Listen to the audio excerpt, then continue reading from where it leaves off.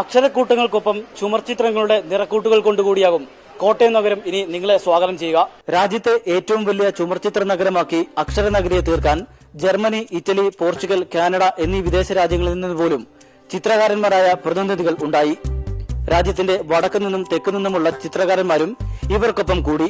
300-ലേറെ പേർ ചേർന്ന് 2 ആഴ്ച കൊണ്ടാണ് കോട്ടയത്തിന് ചുമർചിത്ര നഗരി എന്ന പേര് കൂടി ചാർത്തി നൽകിയത്.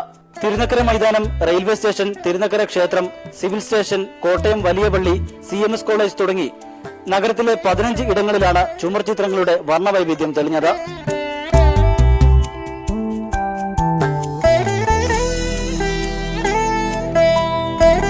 1.5 കോടി രൂപ മുടക്കി കേരള ലളിതകലാ അക്കാദമി മുൻകൈയെടുത്ത് പൂർത്തീകരിച്ച ഈ സംരംഭത്തിൽ അക്കാദമി ഭാരവാഹികളും സംതൃപ്തർ. കോട്ടയം നഗരത്തിന്റെ വിവിധ ഭാഗങ്ങളായിട്ട് 13,000 അടിയോളം സ്ക്വയർ ഫീറ്റിലാണ് ഈ ചിത്രങ്ങൾ രൂപപ്പെട്ടിരിക്കുന്നത്.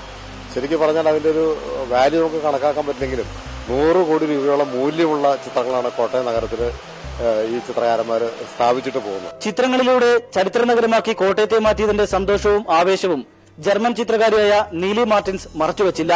I had a wonderful time here.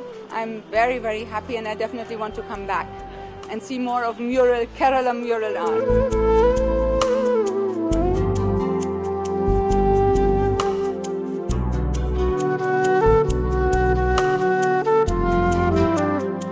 Kottayam Pushpagiri ദേവാലയത്തിൽ 3 മണിക്കൂർ കൊണ്ട് 300 ചിത്രകാരന്മാർ ഒരുക്കിയ നോഹയുടെ പെട്ടകവും, തിരുനക്കര ക്ഷേത്ര ചുമരിലെ അപൂർവ മ്യൂറൽ ചിത്രങ്ങളും, മണിമുഴങ്ങുന്ന തിരുനക്കര മൈതാന കവാടത്തിലെ നയനമനോഹര കാഴ്ചയും ഇനി കോട്ടയത്തിന് മാത്രം സ്വന്തം.